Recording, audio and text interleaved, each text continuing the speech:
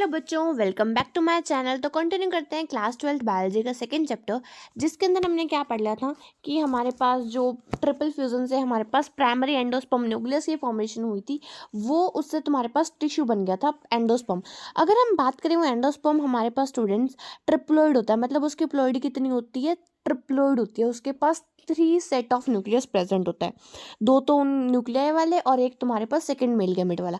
अगर हम बात करें एंडोस्पर्म 2 टाइप का होता है स्टूडेंट्स। एक होता है तुम्हारे पास फ्री न्यूक्लियर एंडोस्पर्म, मतलब अगर मान लो तुम्हारे एंडोस्पर्म के अंदर सिर्फ कैरियोकाइनेसिस हो रही है और सिर्फ क्या हो रही है, वहां पर न्यूक्लियस की फॉर्मेशन हो रही है, तो उस टाइप ऑफ एंडोस्पर्म को हम बोलते हैं फ्री न्यूक्लियर एंडोस्पर्म, जो कि तुम्हें कोकोनट वाटर के अंदर देखने को मिलता है। जो कोकोनट वाटर तुम पी रहे होते हो ना, वो तुम्हारे पास क्या होता है, उस एंडोस्पर्म के न्यूक्लियस वाला टाइप होता है। और अगर हम बात करें, अगर वो ही एंडोस्पर्म हमारे पास क्या हो जाए, वही जो पानी है वाइट कर्नल पार्ट में कन्वर्ट हो जाए, मतलब वाइट वाइट पार्ट जो हम खा रहे होते हैं, मलाई वाला सा पार्ट, उसके अंदर कन्वर्ट हो जाए, तो उसको हम बोलते हैं हमारे पास सेलुलर एंडोस्पर्म। क्या बोलते हैं स्टूडेंट्स? Cellular endosperm. जो व्हाइट कोकोनट पाउडर वाला पार्ट हम खा रहे हैं, that is your cellular endosperm. उसके बाद अगर हम बात करें एम्ब्रियो डेवलपमेंट की, तुम्हारे पास एंडोस्पर्म की डेवलपमेंट कैसे होगी, 2 टाइप से होगी, या तो फ्री न्यूक्लियर और फ्री न्यूक्लियर के बाद सेलुलर। एक और भी होती है हेलोबियल, पर वो तुम्हें पढ़नी नहीं है, तुम्हारे एनसीईआरटी में नहीं गिवन है, so that is not much important. उसके बाद अगर हम बात करें एम्ब्रियो डेवलपमेंट की, तो एम्ब्रियो डेवलपमेंट के बाहर अंदर क्या होगा, हमारे पास ये पिस्टल है, इसके अंदर तुम्हारे पास ये तुम्हारे पास एम्ब्रियो सैक है। एम्ब्रियो सैक के अंदर ये तुम्हारे पास क्या पड़ा है, एंडोस्पर्म पड़ा है, और दिस इज योर जाइगोट। इस जाइगोट जाइगोट की प्लॉइडी कितनी थी, डिप्लॉइड। यहाँ पर क्या होगी, तुम्हारे पास माइटोसिस होगी। माइटोसिस से 2 सेल की फॉर्मेशन होगी। जो चैलेजल एंड की टुवार्ड है, वहां पर तुम्हारे पास फॉर्मेशन होगी एम्ब्रियो सेल की, और माइक्रोपाइलर एंड की टुवार्ड तुम्हारे पास फॉर्मेशन होगी स्टूडेंट्स बेसल सेल की। ये बेसल सेल क्या करेगी, 2-3 माइटोसिस करके क्या करेगी, एक तो बड़ी सी सेल बना लेगी जिसको हम बोलते हैं तुम्हारे पास हॉस्टोरियल सेल, और ये 2-3 छोटे छोटे छोटे छोटे सेगमेंटेड सेल बना लेगी जिनको हम बोलते हैं तुम्हारे पास सस्पेंसर। ये सस्पेंसर क्या करेंगे, तुम्हारे इस एम्ब्रियो सेल को क्या करके रखेंगे, सस्पेंड करके रखेंगे, ऊपर सपोर्ट सा देके रखेंगे, ठीक है। उसके बाद अगर हम बात करें, जो तुम्हारी एम्ब्रियो सेल है वो क्या करेगी, आगे डिवीजन करेगी, माइटोटिक डिवीजन, मतलब माइटोसिस करेगी लगातार। वो माइटोसिस करके अपने अलग अलग शेप बदलेगी, पहले 2 करेगी, 2 से 4 करेगी, 4 से फिर और कॉम्प्लेक्स करेगी, फिर अलग अलग शेप में चेंज करेगी। सबसे पहले वो क्या करती है, जो एम्ब्रियो सेल है वो एक 2 डिवीजन करके 2 सेल की फॉर्मेशन करेगी, फिर 4 सेल की। उसके बाद एक ग्लोब्यूल लाइक स्ट्रक्चर बना लेगी, मतलब एक गुबन जैसा गोल सा बिल्कुल बंद सा ग्लोब्यूल लाइक स्ट्रक्चर बना लेगी, जिसको हम बोलते हैं तुम्हारे पास globular endosperm, sorry globular embryo. उसके बाद वो हर्ट की शेप ले लेता है, उसको बोलते हैं हम हर्ट शेप एम्ब्रियो। उसके बाद वो टॉर्पिडो की शेप ले लेता है, जिसको हम बोलते हैं टॉर्पिडो, टॉर्पिडल शेप आपका एम्ब्रियो। उसके बाद वो मैच्योर एम्ब्रियो के अंदर कन्वर्ट हो जाता है। अगर हम बात करें तो हमारे पास मैच्योर एम्ब्रियो, अगर डाइकोट की बात करें तो वहाँ पर 2 कोटिलिडन प्रेजेंट होंगे, और ये सस्पेंसर सेल और ये नीचे हॉस्टोरियल सेल मिलेगी। अगर मोनोकोट की बात करें तो वहाँ पर सिर्फ क्या प्रेजेंट होता है, एक कोटिलिडन प्रेजेंट होता है, जिस सिंगल कोटिलिडन को हम क्या बोलते हैं, स्क्यूटेलम। क्या बोलते हैं स्टूडेंट, स्क्यूटेलम। और एक उसका कोटिलिडन क्या हो जाता है, रिड्यूस हो जाता है, जिसको हम एपिब्लास्ट बोलते हैं। उसके बाद अगर हम बात करें इस चैप्टर के अंदर, वो है हमारे पास सीड की बात। सीड की बात हम कैसे करेंगे स्टूडेंट्स इस चैप्टर के अंदर, देखिए जो हमारे पास सीड होते हैं उनको हम अलग अलग टाइप से कन्वर्ट करते हैं, मतलब क्लासीफाई करते हैं। एक होता है तुम्हारे पास एंडोस्पर्मिक सीड, दूसरा होता है नॉन एंडोस्पर्मिक सीड, और एक थर्ड टाइप है ये पेरिस्पर्मिक सीड। एंडोस्पर्मिक सीड का मतलब होता है तुम्हारे पास वो सीड जिसके अंदर एंडोस्पर्म परसिस्टेंट है। एंडोस्पर्म कहाँ परसिस्टेंट था, तुम्हारे पास एम्ब्रियो सैक के अंदर। एम्ब्रियो सैक कहाँ प्रेजेंट था, तुम्हारे ओव्यूल के अंदर। तो जिस ओव्यूल से क्या बनना है, सीड। उस सीड के अंदर मतलब न्यूसेलस है, न्यूसेलस के अंदर क्या है, न्यूसेलस के अंदर मतलब तुम्हारा एम्ब्रियो सैक है। और न्यूसेलस नहीं बचता स्टूडेंट्स, बहुत सारे सीड के अंदर खत्म हो जाता है जो डेवलपमेंट हो रही होती है, और उसके अंदर क्या प्रेजेंट है, तुम्हारा एम्ब्रियो सैक प्रेजेंट है। एम्ब्रियो सैक के अंदर तुम्हारे पास क्या था, एक तो जाइगोट वाला वो एम्ब्रियो था, और दूसरा क्या था तुम्हारे पास, एम्ब्रियो के साथ साथ एंडोस्पर्म प्रेजेंट था। अगर सीड के अंदर एंडोस्पर्म है तो उसको हम बोलते हैं एंडोस्पर्मिक सीड, और नहीं है तो उसको बोलते हैं नॉन एंडोस्पर्मिक सीड। तो मैं इसके एग्जांपल याद कर दें भाई, किस में एंडोस्पर्म होता है और किस में नहीं होता, उसके एग्जांपल क्या क्या है।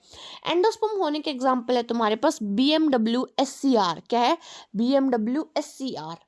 BMWSCR से हम क्या याद करेंगे, बार्ले, मीज, wheat, sunflower, coconut, coconut, castor और राइस। क्या याद करेंगे? बार्ले, मेज, wheat, sunflower, coconut, castor, rice, BMW SCR। ठीक है।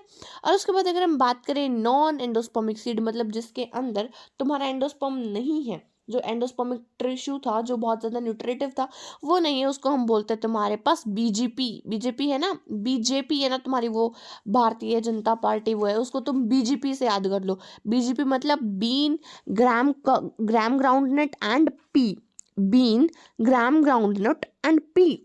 फिर उसके बाद एक और टाइप का seed, that is your perispermic seed. Perisperm मतलब जिसके अंदर न्यूसेलस भी परसिस्टेंट है। मैंने तुम्हें क्या बताया था कि न्यूसेलस खत्म हो जाता है, बट कुछ ढीठ टाइप के सीड ऐसे होते हैं जिनके अंदर न्यूसेलस परसिस्टेंट रहता है, उनको हम बोलते हैं तुम्हारे पास पेरिस्पर्मिक सीड। उसका एग्जाम्पल दो ही है तुम्हारे एनसीईआरटी के अंदर, एक तुम्हारा है ब्लैक पेपर और एक है बीट रूट। याद रख लेना, ये बहुत बार एग्जाम में पूछ लिया जाता है, नीट एग्जाम में भी पूछ लिया जाता है और बोर्ड एग्जाम में पूछ लिया जाता है। ये तो कुछ तुम्हें कुछ एग्जाम्पल दे रखे, देखो इधर दो कोटिलिडन दिख रहे हैं, इसको हम क्या बोलते हैं तुम्हारे पास? Dicot seed. और यहाँ पर ये तुम्हें दिख रहा होगा हाइपोकोटाइल, एपिकोटाइल, ये सब स्ट्रक्चर ये किसके अंदर होते हैं? मोनोकोट के अंदर होते हैं। किसके अंदर होते हैं? मोनोकोट के अंदर। ये देखो मोनोकोट के अंदर सीड की जो बाहर की ओवेरी की बाहर की कवरिंग होती है उसको पेरिकार्प बोलते हैं।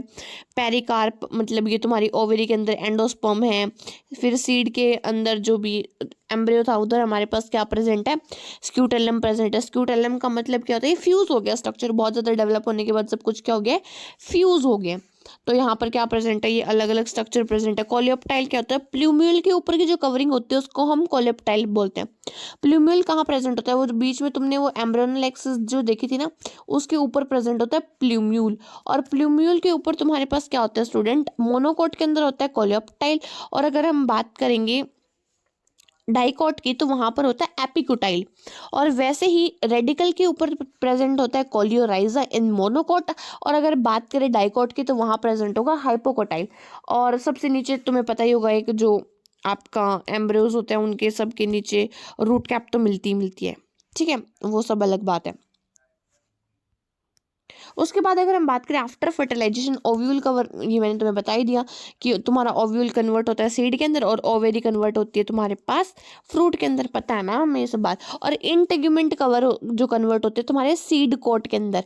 सीड कोट दो टाइप के होते हैं, टेस्टा और टिगमिन। बाहर वाला जो कोट है उसको टेस्टा बोलते हैं, अंदर वाले को टिगमिन बोलते हैं। ठीक है मैम। उसके बाद एक और टर्म है तुम्हारे पास सीड वायबिलिटी। सीड वायबिलिटी मतलब सीड तुम्हारा कब तक जर्मिनेट हो सकता है। बहुत सारे सीड होते हैं उनके तुम्हारे पास अलग अलग टाइम होता है कि तुम्हारे पास सीड बन गया उसके तुम इतने साल बाद तक इसको उगा सकते हो, है ना, ऐसा होता है ना।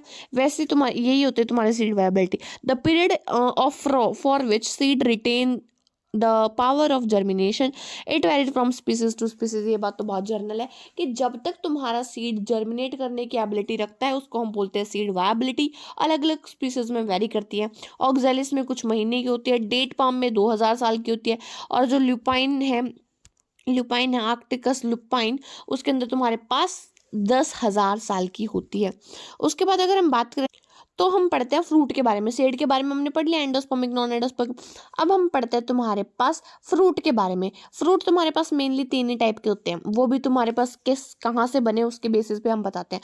एक होता है ट्रू फ्रूट। ट्रू फ्रूट का मतलब जो ओवेरी से बना है, हमने पढ़ा था ना ओवेरी से फ्रूट बनता है। जो फ्रूट तुम्हारा ओवेरी से बना है उसको हम बोलते हैं ट्रू फ्रूट। जो ओवेरी से अलग पार्ट के फ्लावर के अलग पार्ट से बना है उसको हम बोलते हैं फॉल्स फ्रूट। और जिसको हमने बिना फर्टिलाइजेशन बनाया उसको हम बोलते हैं पार्थिनोकार्पिक फ्रूट। ट्रू फ्रूट जो हम मेनली खाते हैं students, that is your mango, orange वगैरह जो भी हम खा रहे हैं। और अगर हम बात करें फॉल्स फ्रूट के एग्जांपल हमारे एनसीईआरटी में दे रखे हैं, वो है तुम्हारे पास एप्पल, स्ट्रॉबेरी और कैशू भी है। और पार्थिनोकार्पिक मतलब जिनके अंदर फर्टिलाइजेशन ही नहीं हुआ, सीधा बना दिया हमने, दैट इज योर बनाना। बनाना के अंदर सीड कहाँ दिखते? तुम्हें नहीं दिखते ना, यही सा कारण होता है। एपोमिक्सेस होता है स्टूडेंट्स हमारे पास। फिर एपोमिक्सेस होता है तुम्हारे पास बिना फर्टिलाइजेशन के।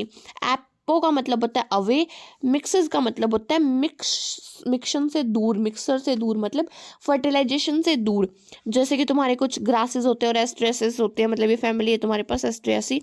इनके अंदर क्या होता है? सीड की फॉर्मेशन होती है without fertilization, formation of seed without fertilization. उसके बाद अगर हम बात करें एम्फीमिक्सिस का मतलब जिसके अंदर इन्वॉल्व हो के फर्टिलाइजेशन गैमीट की फॉर्मेशन हो या फिर सीड की फॉर्मेशन हो। ये फिर तुम्हारे पास large number of seed present होते हैं, जैसे कि तुम्हारे पास और बैचे का सीड हो गया, स्ट्राइगी का हो गया और ऑर्किड्स का हो गया। ऑर्किड्स होते हैं तुम्हारे पास फ्लावरिंग प्लांट। तो ये अलग अलग टाइप के होते हैं। एक और टॉपिक है, this is the last topic of the chapter, that is your poly embryony. Poly का मतलब होता है बहुत सारे, एम्ब्रियोनी मतलब एम्ब्रियो की फॉर्मेशन होना। ऐसी प्रोसेस जिसके अंदर बहुत सारे नंबर ऑफ एम्ब्रियो की फॉर्मेशन होती है उसको हम बोलते हैं स्टूडेंट्स पॉली एम्ब्रियोनी। मतलब नंबर ऑफ एम्ब्रियो बहुत ज़्यादा हो then the number of seed. ठीक है। जो एम से एम सी है तुम्हारे पास, जो डायरेक्ट कन्वर्ट हो रही है इनटू द तुम्हारे पास एम्ब्रियो के अंदर विदाउट फर्टिलाइजेशन, मतलब एम सी सीधी कन्वर्ट हो रही है तुम्हारे पास in the embryo without any मतलब फर्टिलाइजेशन, कोई फर्टिलाइजेशन नहीं करी, सीधी कन्वर्ट हो रही है। डिप्लॉइड से वो सीधी डिप्लॉइड। जितनी भी सेल है तुम्हारे पास न्यू सेल्स की, वो सारी की सारी कन्वर्ट हो जाए मान लो एम्ब्रियो के अंदर। तो कितने नंबर ऑफ एम्ब्रियो बन जाएंगे, नंबर ऑफ एम्ब्रियो बहुत ज़्यादा हो जाएंगे। तो वहाँ पर सीड भी बहुत ज़्यादा होने लग जाते हैं, जैसे कि तुमने ऑरेंजेस के अंदर और सिट्रस के अंदर देखा भी होगा।